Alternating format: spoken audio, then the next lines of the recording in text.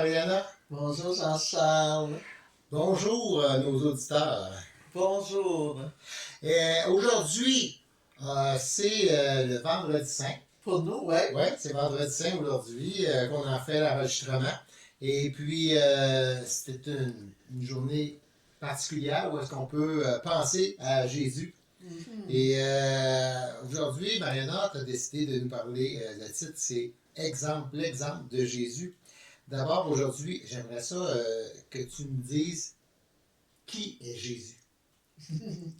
Premièrement, Jésus, oui. C'est mon sauveur et mon Seigneur. Ça, c'est clair et certain. Ah, oui. Mais c'est le Jésus de Nazareth que je veux parler. Okay. Le Fils de Dieu, né d'une vierge, conçu par le Saint-Esprit. Donc, Jésus est complètement homme et complètement Dieu. Dans Philippiens 2, 6, 8, on explique que Jésus a délaissé ses privilèges divins.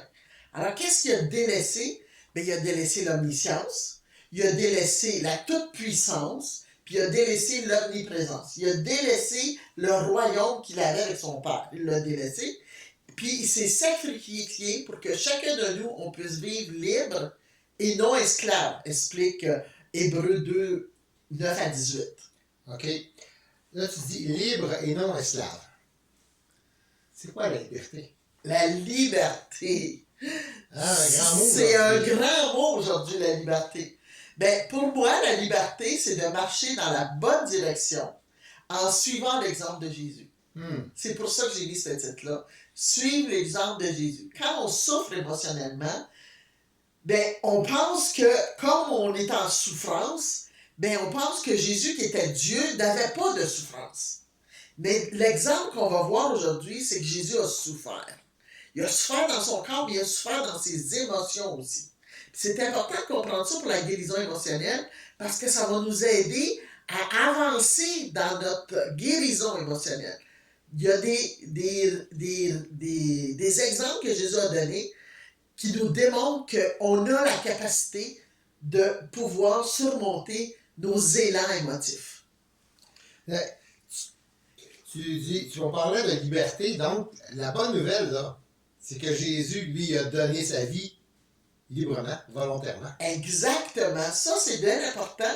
Jésus a dit dans Jean 10, 18, « Personne ne prend ma vie, mais je la donne volontairement, donc librement. » OK? J'ai le pouvoir de la donner et j'ai le pouvoir de leur reprendre ma vie. C'est ça que j'ai eu comme ordre de mon Père.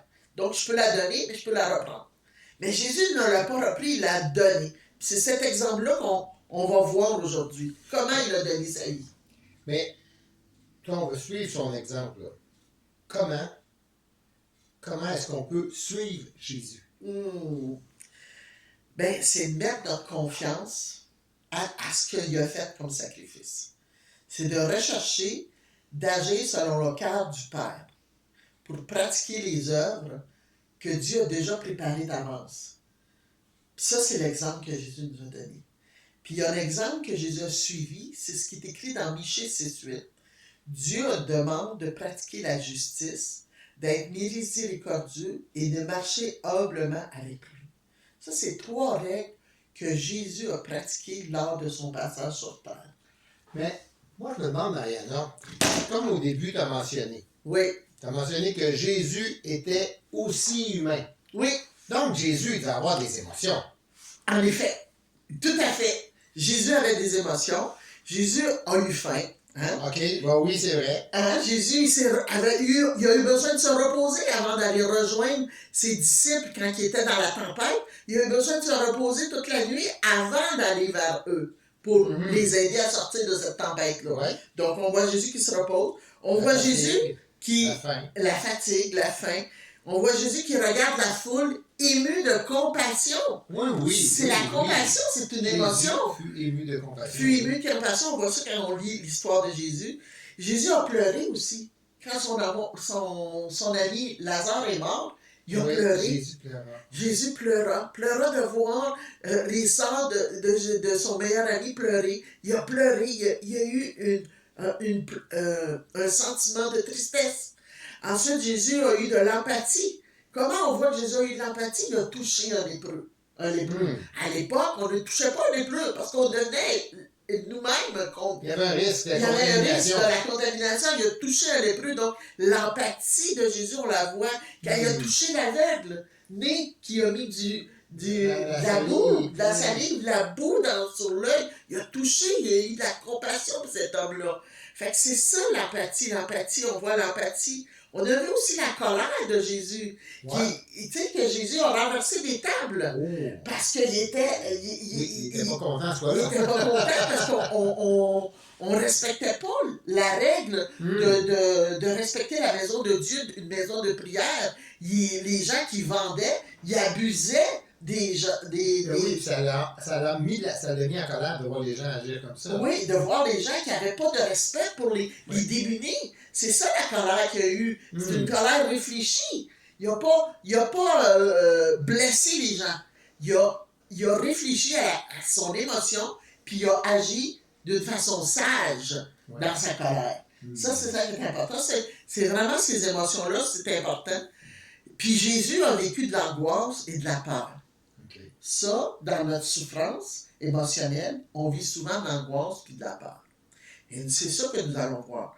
Jésus a dit, mon cœur est triste jusqu'à mourir. Ouf. C'est fort comme phrase. Mon cœur est triste jusqu'à mourir. Ça, c'est au jardin de Gethsémane, ça, avant sa crucifixion. Avant l'arrestation, juste avant. Il souffrait, il y avait une angoisse, une peur. C'est bien important de comprendre que Jésus vivait les mêmes émotions que nous dans la souffrance émotionnelle. Mais puisque Jésus avait toutes ces émotions-là, qui sont humaines, est-ce qu'il n'y avait pas un danger que les émotions qu'il avait interfèrent avec la mission qu'il avait? Oui. Hein? Jésus avait des émotions qui pouvaient le détourner de sa mission. Mais heureusement pour nous, il ne s'est pas laissé diriger par elle. Avoir des émotions, c'est une chose, de se faire diriger par ses émotions, c'en est une autre. Exactement. Puis c'est l'exemple que Jésus nous donne, c'est « Je veux faire ta volonté, Père. Ta volonté, c'est que je meure pour le bien des autres. Pour notre salut. Si Jésus serait laissé distraire par ses émotions, on n'aurait pas la possibilité d'avoir une relation avec Dieu. Ouais. On serait séparé de la relation avec Dieu. Jésus était conscient de ses émotions. Fait qu'il était capable de réagir. Là. Oui. De ne pas se laisser diriger. Puis moi, ce que je comprends dans ce que Jésus prenait, quand il a pris le temps de nommer ses émotions, c'est qu'il a laissé... Dans le fond, il ne voulait pas les nier. Exactement. Il ne voulait pas les nier. Il ne voulait pas juger non plus les émotions. Il a juste exprimé avec honnêteté. Là. C'est ça, Jean-Charles. Ce qu'il sentait. Exactement. Père, si c'est possible, éloigne de moi cette coupe de souffrance. Pourtant, ne fais pas comme je veux, mais comme tu veux. Mon Père, si tu ne peux pas éloigner cette coupe de moi, je dois la boire. Et si je dois la boire, fais que j'obéisse à ta volonté. Jésus savait qu'il était venu pour le moment pour mourir. Il savait qu'il avait toute liberté de donner sa vie ou de la reprendre. Même si les émotions surgissaient, voulaient prendre le dessus, il ne remet pas en question sa destinée. C'est ça qui est important dans la souffrance émotionnelle qu'on veut essayer de guérir, c'est qu'on ne remet pas en question notre relation avec Dieu, notre destinée, notre façon de marcher avec Dieu. C'est bien important de comprendre ça, parce que sinon, on se laisse avoir par nos émotions. Dans le fond, la description que tu donnes là, de Jésus, ça nous rend plus sensibles à qui est Jésus, à la proximité qu'il pouvait avoir avec notre humanité. Hein, c'est comme, ça nous permet de... Qu'est-ce que tu en penses? Ben, je suis tout à fait d'accord avec ça. Jésus, c'est un homme, tel que moi et toi, tel que nous.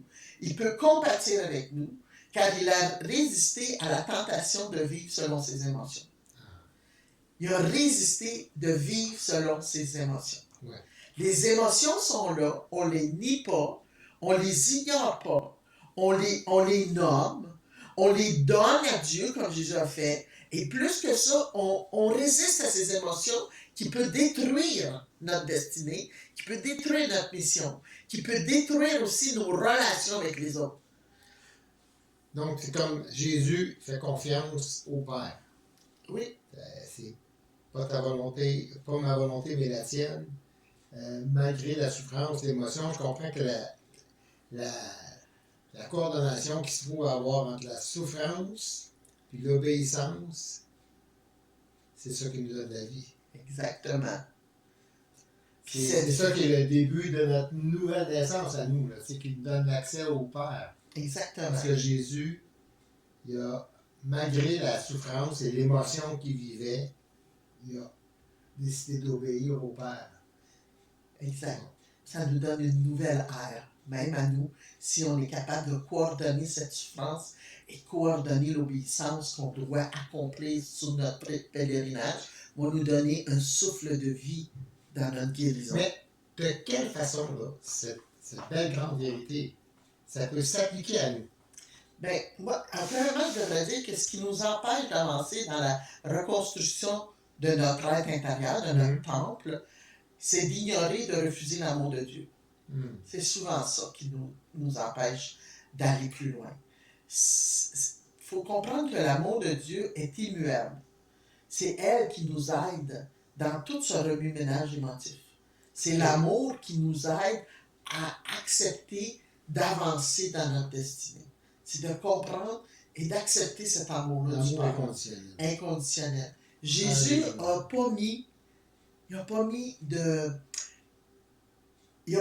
en question sa destinée. Il n'a pas mis sa question que sa valeur en son Père.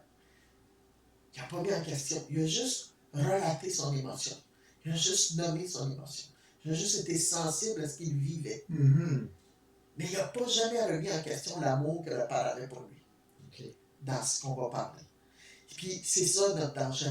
C'est qu'on remet en question l'amour de Dieu. Ça nous empêche d'aller plus loin dans la guérison. Tu comprends?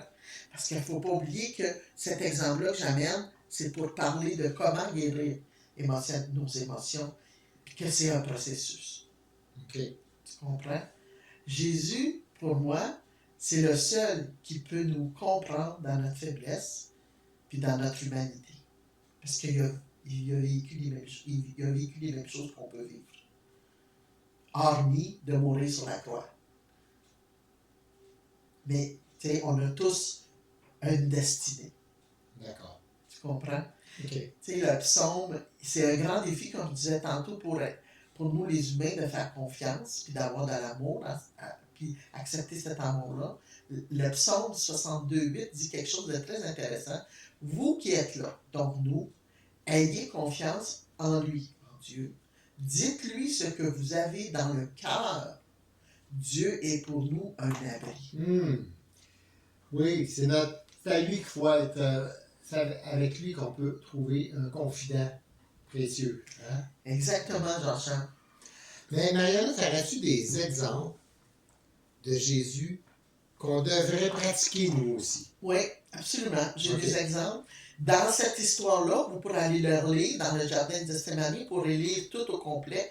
Mais moi, les exemples que j'ai ressortis, qu'on ressort de cette expérience-là, c'est suivre Dieu volontairement. OK. Ensuite, demander de l'aide à des pères. Jésus a demandé à Jacques, Pierre et Jean de venir prier avec lui. Il a demandé de l'aide. Puis ensuite, il s'est retiré seul pour avoir sa relation avec son père. Mais il avait amené des gens avec lui. Donc, il a demandé de l'aide. C'est pas important de savoir qu'est-ce qu'ils ont fait après. Parce que ça, qui ont manqué parce qu'ils n'ont pas resté. Parce qu'ils n'ont pas été capables de prier pendant un an. C'est pas ça qui est important. Ce qui est important de comprendre, c'est que Jésus a demandé de l'aide. A demandé de l'aide. Donc, nous aussi, qui on serait pour ne pas demander de l'aide aussi. Exactement. Puis de savoir que l'aide qu'on a demandé, c'est leur responsabilité d'aller faire comme ils veulent. Puis nous, notre responsabilité, c'est d'avoir une relation avec le Père. Comme Jésus. Ensuite, prier avec sincérité. Oui, on voit dans les paroles de Jésus que, dans le fond, quand il priait, voici comment je me ressens. puis voici ce que je voudrais, mais ta volonté. Exactement. Il avait quand même demandé, si c'est possible, là, on pourrait changer ça, mais non, ta volonté. Mais il y avait quand même, tu sais, on peut demander à Dieu, même si on sait que peut-être que ça va être non la réponse. C'est exactement ça. C'est ça, mon cher. Ouais. Prier avec sincérité, avoir une relation sincère avec Dieu, son Père, c'est important. Fait que c'est cet exemple-là qu'on voit. Ça l'amène à accepter la volonté du Père. Exactement. Ouais, ça l'amène là. Ça l'amène là. Exactement. Ouais. Ça, c'est un autre exemple. Ensuite, nommer la souffrance. Oui. Je souffre. C'est dur. Et ça souffrait tellement. Oui. Jésus avait des grumeaux de sang dans ses assurances tant que c'était intense. Oui. Des fois, c'est tellement intense, notre souffrance, Oui. qu'on n'est pas capable de l'exprimer. On sent le sentiment. Mais l'exprimer, c'est une liberté. C'est Oui, un droit. Oui, C'est un droit que Dieu donne. Libère-toi. Confie-toi, moi, c'est le verset, c'est clair, tu sais. Dis-lui ce que ton cœur vit, c'est lui ton abri. C'est ce que Jésus a fait, un bel exemple que Jésus nous a donné. Ben oui. Exprimer aussi la difficulté d'obéir. Ben oui, en même temps, c'est ça, c'est l'expression. Ça peut être difficile des fois obéir à Dieu. Puis ça peut être, comme me semble, le choix logique serait d'autres choses. De notre logique à nous. Mais on sait ce que Dieu veut. Puis c'est ça, de chercher à obéir à Dieu. C'est ça qu'on voit Parce dans qu'on sait que ça va être la meilleure issue. Ben oui. Puis c'est ça qu'on voit dans l'exemple de Jésus. Ouais. Je veux t'obéir. Aide-moi à obéir à ça. Ouais. Tu sais, c'est intéressant de voir que Jésus, le Fils de Dieu, Dieu complètement Dieu, demande de l'aide parce que c'est difficile d'obéir. Parce que là, il est complètement homme. Parce que présentement, il est complètement homme. Ouais. Tu comprends? Il donne l'exemple de comment faire. C'est important de comprendre ça. Puis des fois, dans nos défis, on ne veut pas aller là. Puis croire que Dieu, là, ça fait un engrenage immédiatement sur faire confiance. Et oui, exactement. Parce que, tu sais, croire que Dieu t'aime, c'est une chose, mais faire confiance que ça va être le meilleur choix. Alors. Faire confiance. C'est ça. Fait que oui, c'est souffrant. Oui, c'est instabilisant. Oui, ça peut amener une souffrance interne épouvantable. Jésus nous le montre par ses grumeaux de sang. Surtout qu'aujourd'hui, on le sait quand la souffrance est trop haute. C'est scientifiquement prouvé que c'est des grumeaux de sang qui peuvent tomber dans cette souffrance intense. Imagine, je fais le geste, mais je suis pas capable d'aller plus loin que juste serrer les poings. Intense, tu comprends? Fait que oui, c'est souffrant. Oui, c'est incompréhensible. Oui, c'est difficile d'obéir. Oui, c'est difficile de croire que Dieu nous aime à passer par là. Oui. C'est vrai que c'est difficile à croire. Mais Jésus nous donne l'exemple que c'est possible. Ouais. C'est possible. Prenez courage. J'ai vaincu le monde. Le monde, c'est quoi? C'est toutes les émotions qui nous amènent à essayer de rester dans notre souffrance. Il faut donc continuer dans notre pèlerinage. Exactement. Ça va nous aider à continuer dans notre pèlerinage, de saisir l'exemple de Jésus lors de sa souffrance extrême. Moi, Mariana, je te dis, j'ai trouvé ça très, très instructif ce matin. Fait que, mais, ça a été super intéressant. J'aimerais ça te laisser conclure. Ben, ce que je vais conclure, c'est, je vais prier pour vous. Et puis, je vais vous inviter à prier avec moi. OK? OK. Alors, Jésus, aide-moi à accueillir les émotions que je vis, à te les donner, puis à te les remettre pour surmonter mon inconfort émotionnel. J'aimerais ça que tu répètes après moi, que vous répétez après moi. Jésus, j'ai confiance en toi. Jésus, j'ai confiance en toi. Père bon, merci pour ton amour et ta patience. Père bon, merci pour ton amour et ta patience. Je reçois ton amour. Je reçois ton amour. Je garde espoir car tu me soutiens. Je garde espoir car tu me soutiens. Je m'abrite sous ton ombre, ô Dieu Tout-Puissant. Je m'abrite sous ton ombre, ô Dieu Tout-Puissant. Tu es mon protecteur et ma paix. Merci pour ta fidélité. Tu es mon protecteur et ma paix. Merci pour ta fidélité. Que ta volonté s'accomplisse sur la terre comme au ciel. Que ta volonté s'accomplisse sur la terre comme au ciel. Maintenant, je vais prier pour vous. Jésus, tu comprends si bien ce qu'on vit. Merci de guérir tous ceux qui te cherchent et qui désirent suivre ton exemple.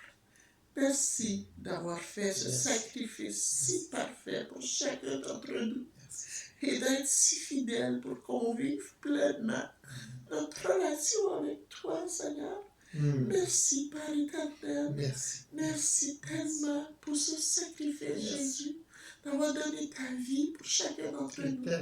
Merci pour l'exemple que tu nous montres de pouvoir rester courageux et de pouvoir être en toi, résister et comprendre ton amour. Au nom de Jésus, j'ai prié. Amen. Amen. Amen. Amen. Hey, on voudrait vous souhaiter une joyeuse Pâques. Prenez le temps d'être reconnaissant pour Jésus qui est mort à la croix à ce moment de Pâques. Pour Jésus qui a souffert pour vous. Prenez le temps de le prier, de vous approcher de lui. On vous souhaite une joyeuse Pâques, puis on se revoit dans une prochaine entrevue bientôt. Absolument. Au revoir. Soyez bénis. Au revoir.